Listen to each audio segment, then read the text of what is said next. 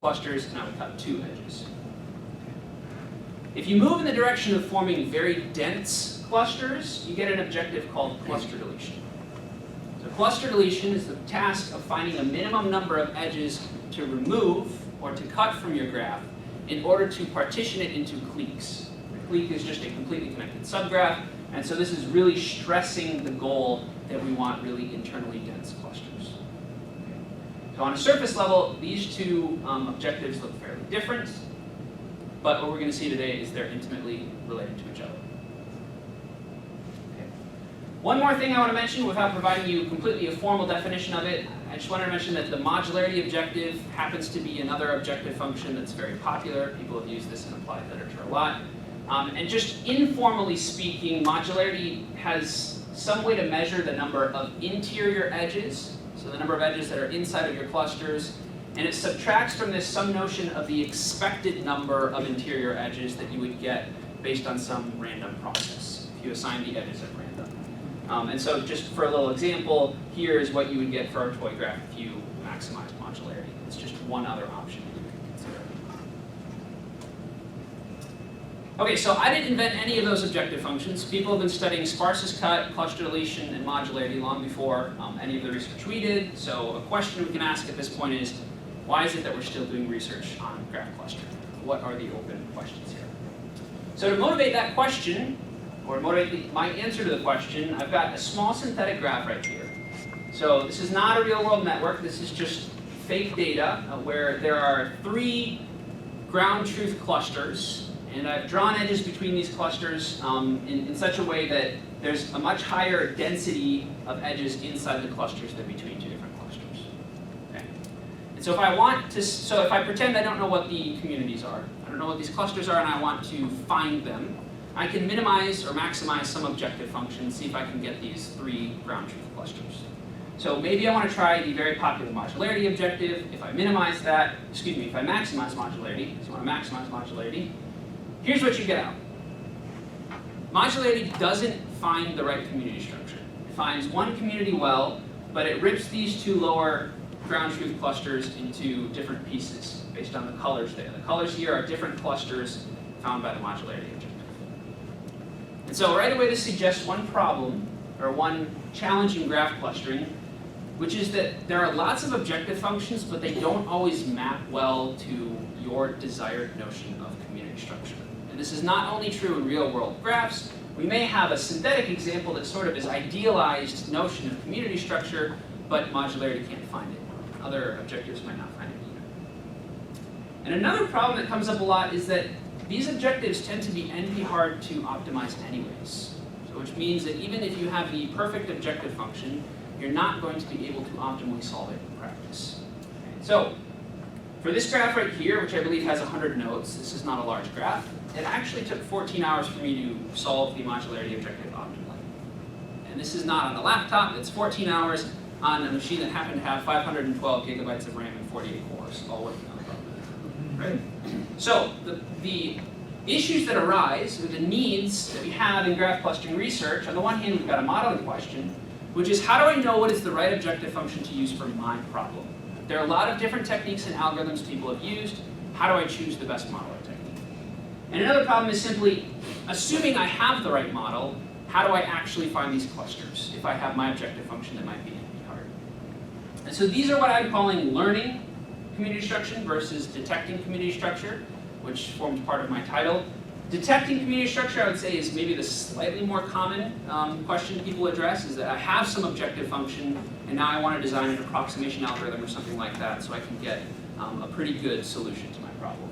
And learning community structure, I think, is a little bit less studied. We're going to be getting to it just in the final slides of the talk. And this is the idea of trying to decide what is the right model and what is the right objective function to use in the first place. So I'm going to be addressing these 2 tasks with a new framework for graph clustering that I developed with my co-authors called Lambda correlation clustering, or just LambdaCC for short. So this is going to be a new, more flexible graph clustering objective. And the benefits that it comes with are that, first of all, it generalizes these 3 objectives I've already mentioned. All of them can be captured as special cases. And I'm going to prove that. And it also comes with new interesting approximation algorithms. So even when you can't solve it optimally in practice, we have these efficient approximations. And it also will lead to a new approach for how to learn the right objective function for a particular problem of interest. So lambda correlation clustering, in order to define what this problem is, I have to first define an earlier problem that's just called correlation clustering. So in correlation clustering, the basic paradigm is that you have a sine graph. And in your sine graph, your negative edges indicate that you have two nodes that are dissimilar to each other, and you would prefer to cluster them apart. Okay, they're enemies, and you want to put them in different clusters. And positive edges indicate similarity, and you want to put them together. And so if you have a sine graph of this sort, the objective of correlation clustering is to find a way to put everyone into little groups to minimize the weight of mistakes that you make. So there are two different kinds of mistakes you can make. On the one hand, if I put two enemies together, I've made a mistake. That comes with a penalty of 1. If I separate two friends, that comes with another mistake. I've made a penalty of 1. And you can weight these problems if you like as well. You don't have to specify the number of clusters or groups that you're going to form. The right number of clusters or groups to form sort of just arises naturally out of solving this optimization problem. So this is correlation clustering. Lambda correlation clustering is just a slight generalization where I penalize the two different types of mistakes unevenly. So I've got a parameter lambda here, which I can tweak to be anything I want between 0 and 1. And if I put two enemies together, I make a mistake with penalty lambda. Whereas if I put two friends in different groups, this comes with a mistake with penalty 1 minus lambda. And as I change lambda, this sort of gives a trade-off between which of these two goals do I care more or less about. So this is an objective for sine graphs, but remember we started the talk by talking about just regular networks, okay, where they're just one type of edge. So how do these positive and negative edges come into play? Well, this is designed specifically for graph clustering, and the framework works as follows. You have some graph that you really care about, and you want to find communities in this graph.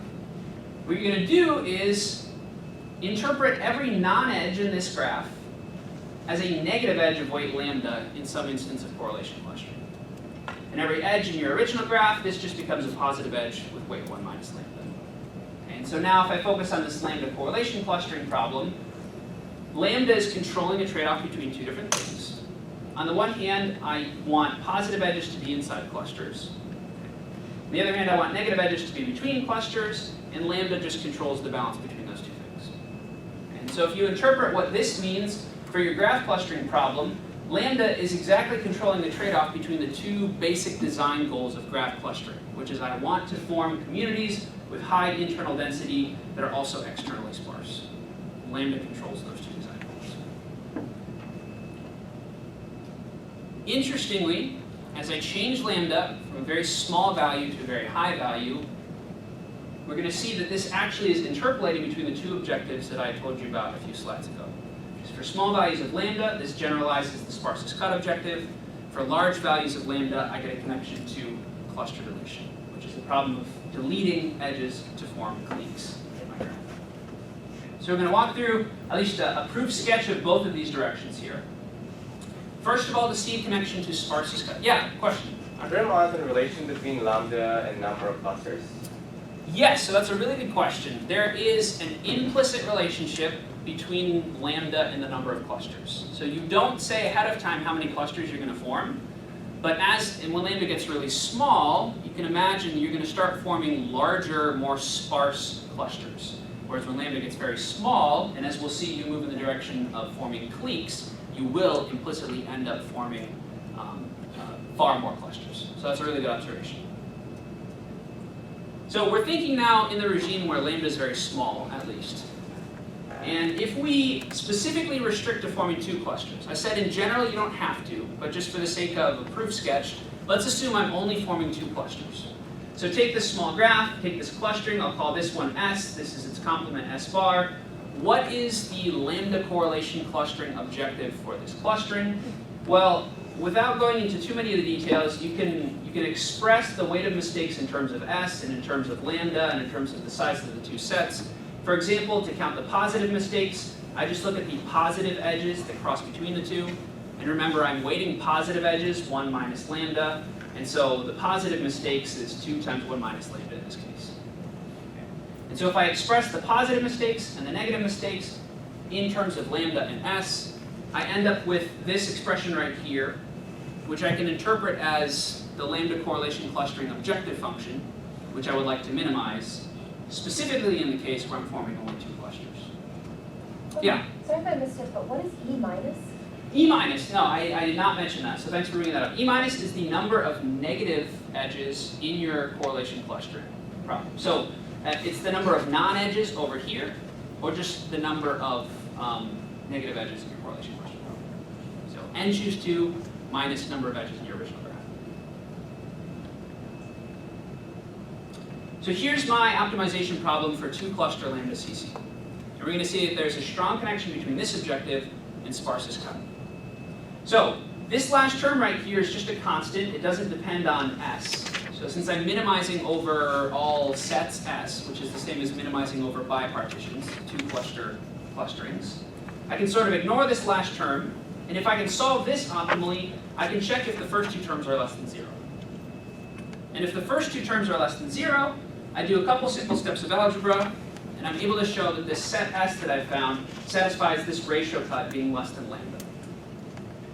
And the reason this is significant is because this ratio objective is just a scaled version of the sparsest cut objective. And so what this is telling me is that if I can optimally solve optimization problem number 1, this is giving me a bound on the optimal sparsest cut partition of my network. And so it's answering the question, is there some cluster or set S that has sparsest cut score less than lambda times the number of cuts in the graph? Okay, so you can start to see this connection between sparsest cut and lambda correlation clustering. And this relationship also holds even if you remove this artificial restriction to forming only 2 clusters. Okay, so without giving the proof details, we were able to show in a paper published last year at the web conference that minimizing lambda correlation clustering will always produce clusters that have this ratio score less than lambda, if such a cluster exists. And furthermore, there exists some specific value of lambda such that if you minimize this objective right here, you will optimally solve the scaled sparsest cut partition. So back to the question about number of clusters in lambda, what this is telling you is, in general, even though there's no restriction to forming the number of clusters, if you choose lambda appropriately, you will form 2 clusters, and you will get the sparsest cut partition. So all of that holds mostly for small values of lambda. The connection to sparsest cut will happen at a tiny value of lambda.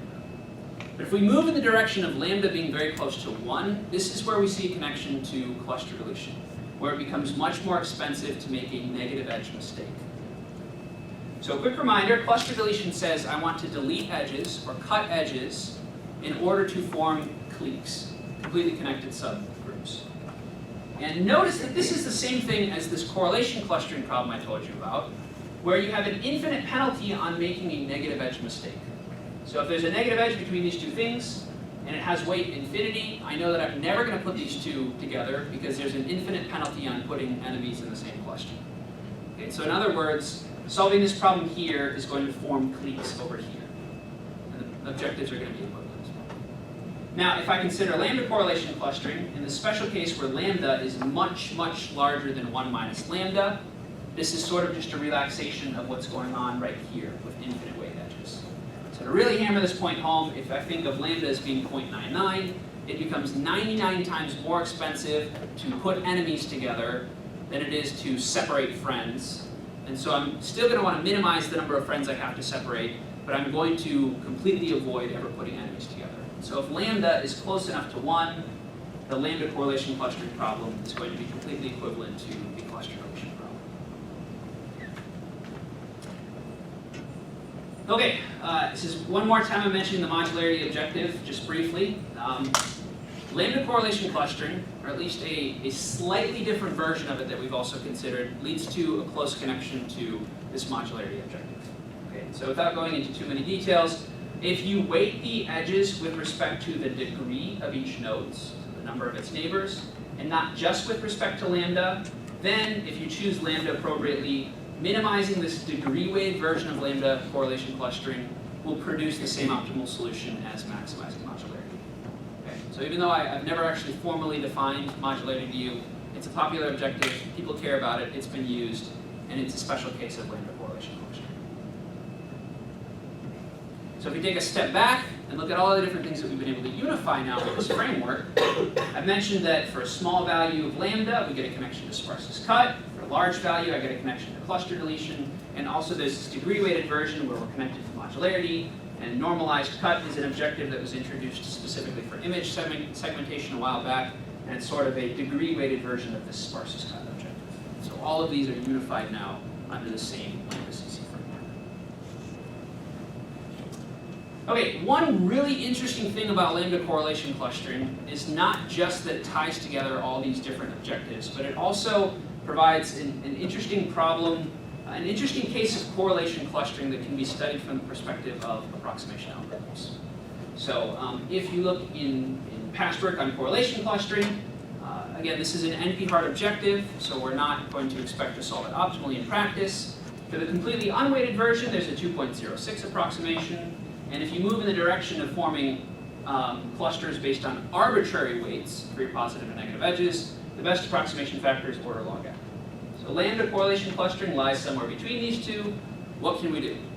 Well, we were able to show that for any lambda greater than or equal to 1/2, we can get a 3 approximation for this problem. And furthermore, when lambda is very large and we move into the regime of the cluster deletion problem, then we can get a 2 approximation. And currently, this is the best known approximation algorithm specifically for this cluster deletion problem. Okay. So I'm going to give you just a taste of what these, Are questions. there any hardness results for lower, in terms of lower bounds for any of these? That is a great question. The answer is yes. I have a backup slide on it, but probably it's just easier just to mention it. Here's a good question. How come I'm only saying lambda greater than 1/2? Well, all of these results depend on solving a linear programming relaxation. Okay. So lots and lots of techniques for correlation clustering. Different variants rely on solving an LP relaxation of the problem. And we've shown in a different paper that I have not had time to include in the slides here that this, the LP relaxation has an order log n integrality gap. So let me step back and say that a little bit more completely here. Just first of all by saying, this is the lambda correlation clustering objective written down as an integer linear program. If I solve this exactly, I've exactly solved LambdaCC. But that's NP hard, so the way approximation algorithms tend to work is you replace this binary constraint with a linear constraint. So this xij right here is either 0 or 1, and what it encodes is the distance between two nodes in a cluster. If xij is 0, I put two nodes together. If xij is 1, I put two nodes apart in different clusters. Okay. If I relax this, I get some relaxed notion of distance, so I may say that two nodes, if I solve this objective, have distance 1/2. Okay. Now to your question, the LP relaxation has an order log n integrality gap for very small values of lambda. And so what this means is, even though we don't know for sure that there's no way to get a constant factor approximation for small lambda, this technique certainly won't work for small values of lambda. But when lambda is greater than or equal to 1/2, we can get an approximation, and so how do we do this? So relax and round techniques are exactly what I've been starting to mention here. I solve this relaxed linear program, and then I round, and actually the rounding technique that ended up working is due to Anke van Zuylen and David Williamson, who are, Anke got her PhD back in Ori a few years back, and so David's here with us in the operations research department, and they proved some results specifically for correlation clustering that we ended up being able to generalize specifically to our lambda correlation clustering framework. And so by tweaking things a little bit, we get a 3 approximation, and just a taste of the algorithm is you iteratively pick some node that hasn't been clustered, you look at all the other nodes that are within distance 1/3, and if they're within distance 1/3, somehow this is close enough, and we're able to show that as long as you're forming clusters in this way, things are going to be close enough to your lower bound defined by solving your linear programming relaxation that you can get this 3 approximation. Okay, so you relax, you round, the value 1/3 ends up being very important for getting our 3 approximation. Yep. What is K in this formulation? What is K? K is an index just representing a node. So you've got triplets of nodes right here. So this just says that for every set of 3 nodes, I, J, and K, you have this triangle inequality constraint that needs to be satisfied.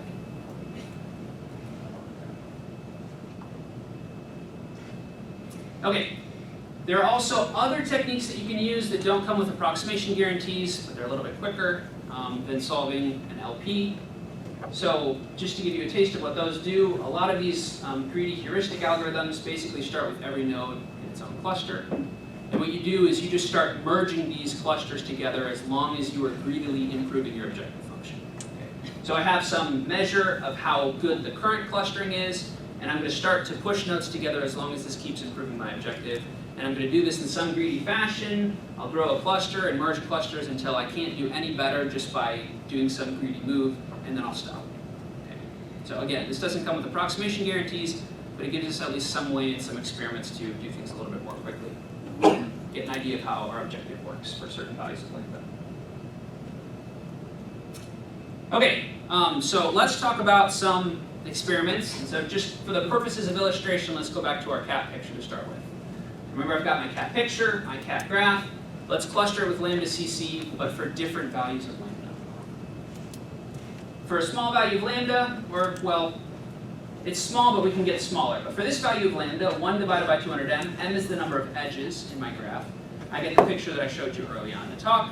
And as I decrease lambda, what's happening is I'm beginning to identify more fine-grained structure in my graph.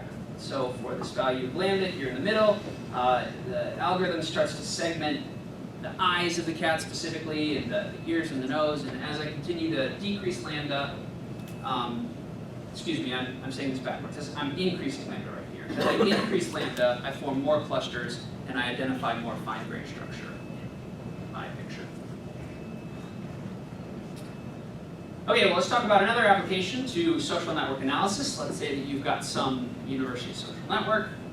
Some subset of the Facebook network is actually what we'll be looking at specifically. Let's say I don't know who these people are, but I've got some type of metadata on the nodes. So I know a person's gender, their major, their dorm, and their graduation year. And if I want to cluster this network with LambdaCC, remember what I'm doing is I am interpreting non-friendship as an edge of weight lambda, and friendship as a positive edge of weight 1 minus lambda. So for this experiment, we're specifically looking at something called the Facebook 100 data sets. Coincidentally, I have been giving versions of this talk and talking about Cornell University long before I came to Cornell. So I think this is a sign that I'm in the right place.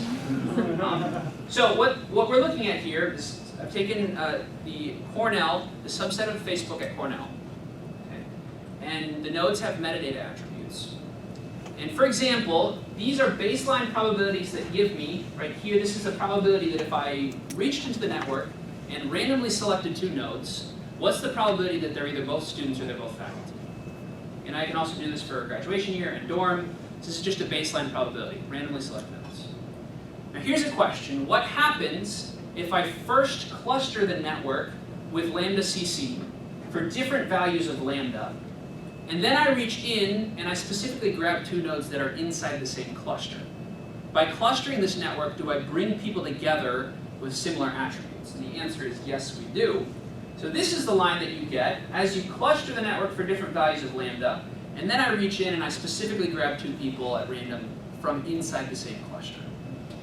And so for all of these metadata attributes, you're seeing these gaps between the baseline probability and the probability that 2 people will share an attribute, conditioned on them being in the same cluster. So there's these gaps right here, and what's also significant is that the same basic pattern holds for other similar networks as well. And so we see, pretty much regardless of which network we run these experiments on, that the student-faculty status and graduation year peak early for small values of lambda when I'm specifically forming larger, sparser clusters. Whereas when I move in the dense cluster regime, I start to see a higher correlation with the dorm attribute. And this sort of matches what your basic intuition would be on a university campus when you think about smaller, denser, more closely knit communities. It makes sense that these would be higher correlated with the type of friendships that may form in a small dorm setting or something like that. Okay, one more experiment here. So LambdaCC also is a nice new way to answer a very common question in graph clustering. And graph clustering, as I've kind of alluded to along the way in the talk, it's sometimes hard to decide which objective function to use or which algorithm to use. Well, lambda correlation clustering sort of transforms the question of what method should I use into what lambda should I use. And so what do I mean by that? To form this plot, what's happening is I took a 4,000 or 5,000 node collaboration network, and I just clustered that with several different off-the-shelf algorithms. And so when I take GrayClust, I can run the GrayClust algorithm and I get out one clustering.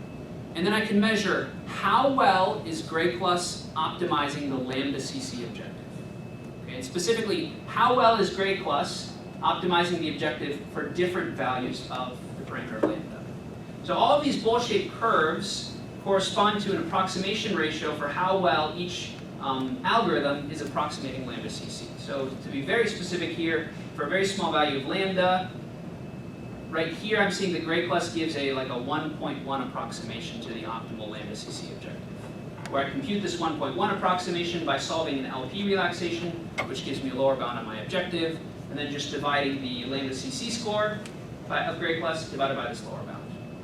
Okay, and as I move larger and larger lambda here, I'm seeing that other objectives are implicitly optimizing LambdaCC for different values of the parameter. So now, hopefully, instead of saying, well, what algorithm should I use, what objective should I use? Well, one answer is, you don't have to search for the right objective function, just use LambdaCC, and then focus your attention on choosing the right value of lambda for your particular problem. All right, so maybe I've convinced you of that, but now I need to answer the question, fine. Maybe I'll happily use the LambdaCC objective function, but how do I know how to choose lambda? And so at this point in the talk, we're transitioning now to talking about specifically learning what the community structure is for a certain application of interest. Okay. People want to cluster all sorts of different types of networks, so how should they choose lambda if they would like to use my framework? Okay. All right, so we have to start somewhere. So this is the basic premise in the last slides, several slides that we'll talk about here. Let's say someone asks me how they should set lambda for their clustering application. I'll answer the question with another question, which is, can you just give me one example of what is a good example of clustering for your specific application? So hopefully they have some graph where they can say, this is what a good answer looks like in my application. Okay, so I have some graph, and I know what the community structure looks like in this graph. Now, tell me a way to set lambda so that I can find other communities that look like this when I encounter other graphs and other problems within my area of application. Okay. So how are we going to do this? I have one example of a good clustering, and I want to solve an inverse problem of finding which lambda matches it. If we go back to this picture here, remember that every clustering output by every one of these algorithms traces out a bowl-shaped curve. And the minimum point on a curve tells me the regime in which this clustering is implicitly optimizing my objective. So in the same way that this is true for this 4,000 or 5,000 node collaboration network I showed you, this is also true for the small graph in the example clustering that I was given. When you give me an example of the clustering you care about, this corresponds to some type curve that looks like this, as would any other clustering that you could have handed me. So all of these different clusterings of the same network correspond to these bowl-shaped curves. And if I can find the value of lambda that minimizes this curve, I'm finding a value of lambda that sort of matches well with the example clustering that you've given me. So what I'd like to do now is to find this value of lambda at the bottom of the bowl, but I want to do this in a way that doesn't require I compute the entire curve, because this is actually very expensive to compute the entire curve. So what's happening right now is I'm starting with a clustering, and I'm solving a new optimization problem where I'm optimizing over different values of lambda. Okay, so a quick reminder of what this curve is. So this is not just the LambdaCC objective function. What this is it's a ratio between two different things. In the numerator, we have the LambdaCC objective function, okay, which we'll just say is f of c. This is a linear function in lambda when I've got a fixed clustering. The denominator, remember, is a lower bound of the optimal objective defined by solving an LP relaxation. And this is the expensive part to compute. If you take the ratio, this is what we're calling the parameter fitness function. It's measuring how well does your clustering optimize LambdaCC for this input value. So without going into details again, I'm happy to answer plenty of questions offline, but just for the sake of kind of sketching out the approach here, we were able to show that under very reasonable assumptions, even though this parameter fitness function is not convex, this is not a convex optimization problem, it still satisfies the nice property that every local minimum of my function is also a global minimum of my function. So, translation, if I have this function p, I don't know what curve it traces out, but once it goes up, it can't go back down again. So even though I may have examples of curves that look like this on the left, it's not convex, it's certainly not going to look like this. So when I go searching for the global minimum, I'm not going to get caught in some local minimum bowl over here. That can't happen. And this also means that there are not going to be any flat regions where I might get stuck searching for a local minimum. Okay, so I might have this type situation, but I can rule out the situation over there. Yeah. Give us an intuitive reason why every local minimum will be a global minimum.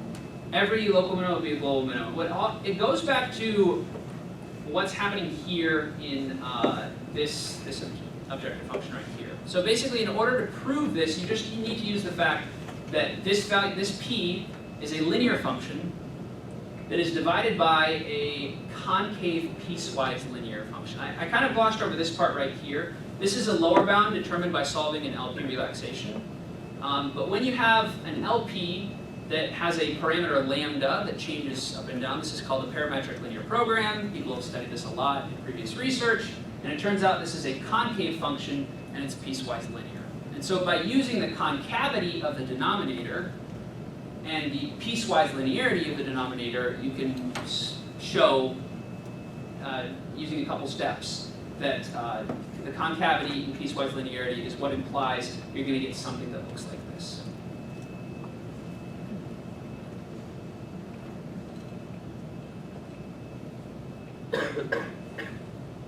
Okay, so what should I do with this property right here?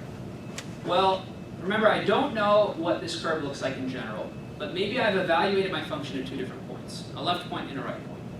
And I know based on my general property about p that my minimizer can't be to the left of this point. So it might look like this, but it's also possible that it looks like this. I haven't ruled it out yet. Right? So how do I begin to hone in on what the minimizer is?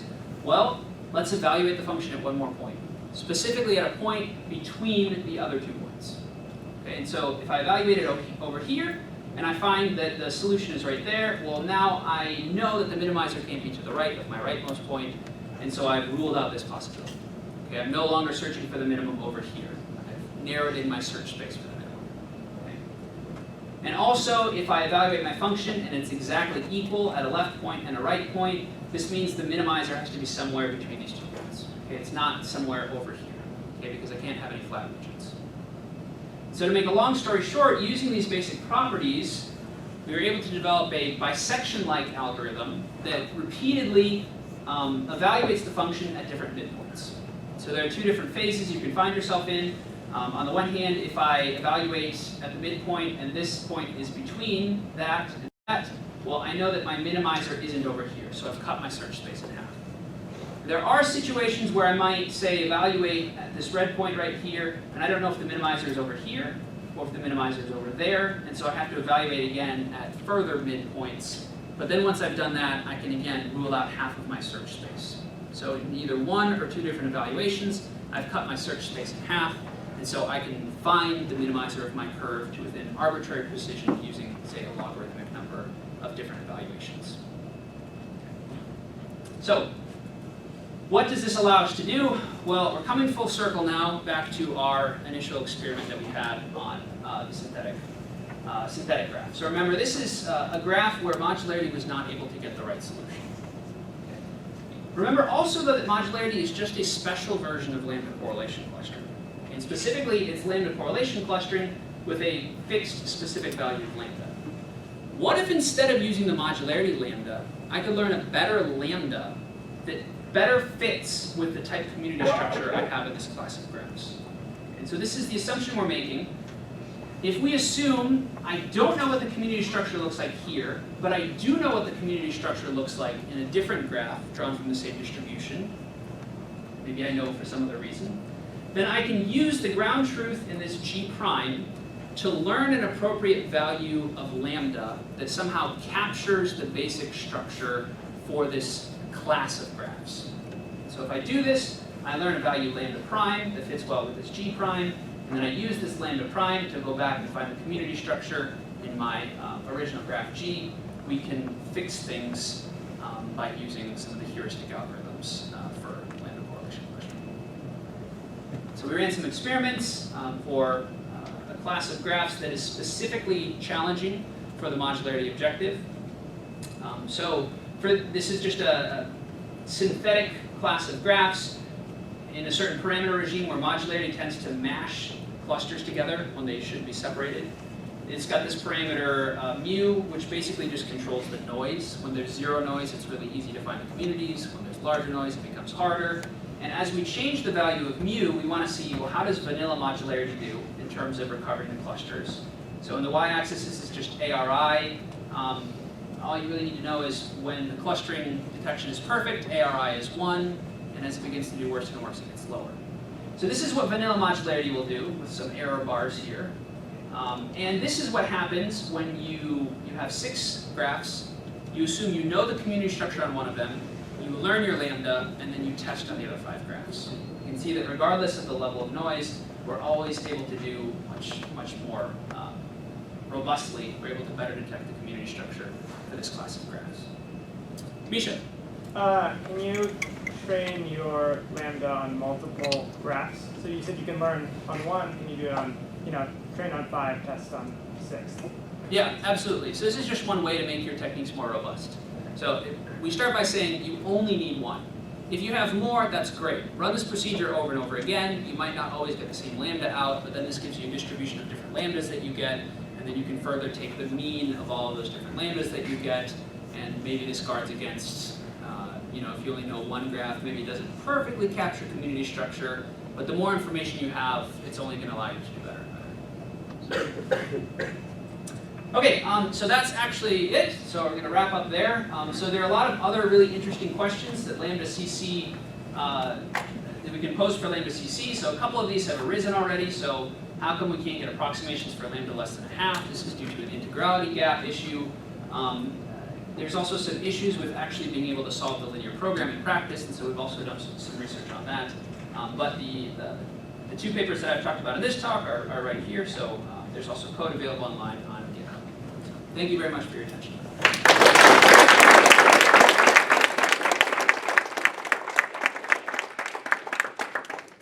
So we have time for questions. Do you have a sense of how the optimal solution, not the LP optimal, but the actual optimal, trades off as you increase lambda? Is it the case that the clusters sort of merge together or break apart? Or That's a good question. You might think maybe it would be interesting if as lambda, say you start with a really large lambda, and as lambda shrinks, you just merge clusters. That doesn't actually tend to be the case. You can find cases where as you change lambda a little bit, you may have to completely configure things in different ways in order to get the next cluster. And another interesting question that we started asking really early on is, well, is it at least the case that the number of clustering is monotonic? And the answer is no, actually. This is actually surprising. We were able to come up with kind of a weird counterexample where you have 2 large cliques connected to 2 smaller cliques, and there's an interesting set of different parameters where if you find the optimal solution, you go from 3 down to 2 back to 3 clusters in the optimal sense. And so there are a couple of weird things happening, even though implicitly the number of clusters is tied to lambda. Kind of on a related note, so in your fitness parameter function, if the integrality gap is logarithmic, why are things not breaking? Is it the case that the whole curve gets scaled by a worst case logarithmic terms, but it's the entire curve and not just one point? Or So to give more details on the integrality gap. So the integrality gap is shown for a specific value of lambda that's very, very small. So this is why the approximation algorithms for lambda greater than or half are just fine. It's interesting though to compare the worst case scenario with the average case scenario. So if you look at some of these curves here, so this, for example, came from solving the LambdaCC LP relaxation, right? In theory, in the worst case scenario, the lower bound we're using in this curve could be at worst logarithmic. We don't observe that in practice at all. I have a feeling it's because in the worst case scenario, the graphs are really weird expander graphs that look nothing like the real world networks we're dealing with in practice. As a matter of fact, what we've observed, interestingly, is the LP in practice tends to do better for small values of lambda than it does for large values of lambda. And we're not sure why. So you, in the first half of the talk, you told us that for small enough lambdas, you're going to get the sparse clustering, sparse clustering, and for large enough, close enough to one values, you're going to get the clique-based clustering. Is there a way to figure out the bounds? What's small enough? What's large enough? Great question. So I've got the plot that kind of summarizes where we're connected to different objectives. So you have to go through a lot of all these little animations to get there, but once we get there, we'll talk about it a little bit more easily. Actually, I think I passed it already. If I can't hit it the next time, there we go. There we go. Here we go. The answer is yes, sometimes, no, other times. Okay. For cluster deletion, if you choose lambda to be greater than or equal to the number of edges divided by the number of edges plus 1, anything above this is guaranteed to be cluster deletion. And so this is one reason why our techniques for LambdaCC lead to a 2 approximation to cluster deletion, because there's somehow a tighter connection that preserves approximations. For the sparsest cut problem, the cutoff happens at this unknown value of the minimum sparsest cut solution. So in order to know exactly where the cutoff happens, you have to know the answer to an NP-hard problem. So in theory, this bound exists somewhere, but it's NP-hard actually to detect it. Whereas here for cluster deletion, I can just choose any lambda above m divided by m plus 1, and I'm guaranteed to have an equivalence there. Questions?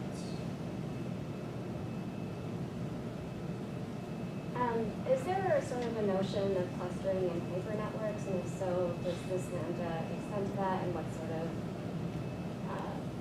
issues would you run into? Yeah, so that's a really interesting question that I looked at from a couple different directions. I'm going to spare you flipping through a ton of slides to the end, but one of our works considered, when we actually showed the integrality gap, we also explored the idea of hypernetworks a little bit. What's interesting is when you move from graphs to graph to hypergraphs, there's more than one way to generalize this notion of LambdaCC. And it turns out if you generalize it in one way, you get a relationship to a higher order definition of cluster deletion, and some of the approximations are preserved, but you lose your connection to sparsest cut. Whereas if you generalize it in a different way, then you maintain your connection to sparsest cut, but you lose your connection to cluster deletion.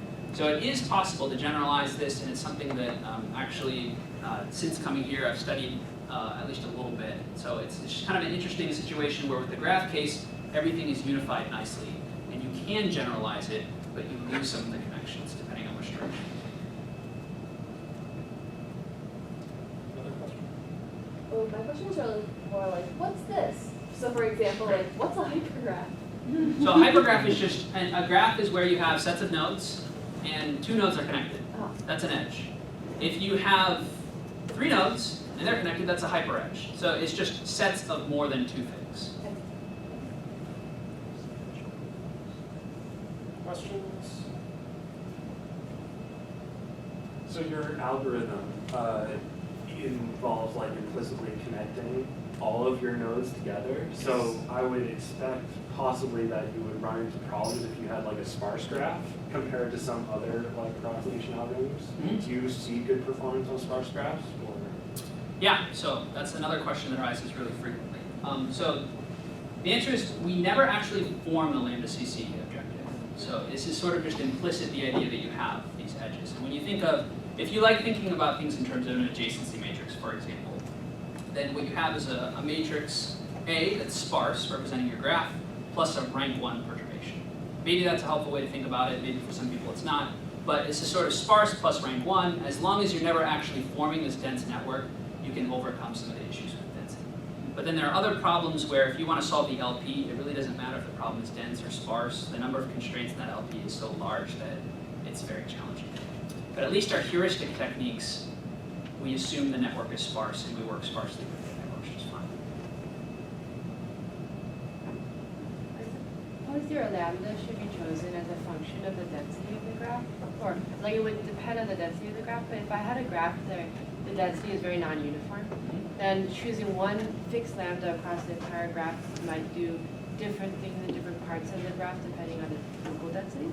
Yes, that is probably the case. So it's hard to nail down. It kind of depends on which situation you're in, right? It depends what your graph looks like. Depends if you're looking to form clusters that are all sort of the same size. You may not be able to do this. So what Lambda implicitly controls is it controls the sparsest cut objective for your clusters. It controls the internal density, the ratio of possible edges in your cluster to edges in your cluster. But you could end up with one cluster that is very large and very dense, and another cluster that is very small and looks like something else. It's kind of hard to get a beat on all of those things. So yeah, it's hard to say ahead of time exactly how you should set it. One thing I will say for the LambdaCC framework, at least the way we've studied it, is you do assume that I just have one lambda, and I'm using that one lambda for the entire network. So you're selling us a way to replace all of the previous tools with a new one which does better across the scope of the program. Aren't we all doing that when we sell our research? Yes and no. I typically expect a section, perhaps a short one, where you describe the limitations or disadvantages of the Yes. approach. Is there any reason to use those others aside from those? Is there any reason to use those others aside from mine? So I have one parameterized objective that kind of gives a nice way to implicitly control the edge density.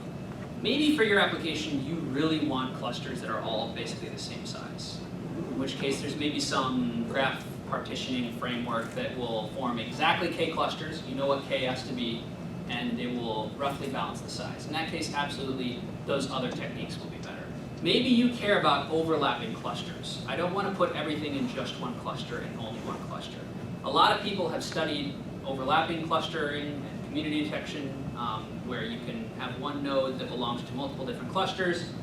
This framework, at least in its current form, does not apply to that. And so there are lots of other special cases of graph clustering. I would say maybe a little bit more realistic pitch of my stuff here is maybe not it's the best thing since sliced bread, but in a world where there's a sea of different algorithms and techniques you can choose from, it's very common for someone to come along and say, I have a new thing, now just use mine.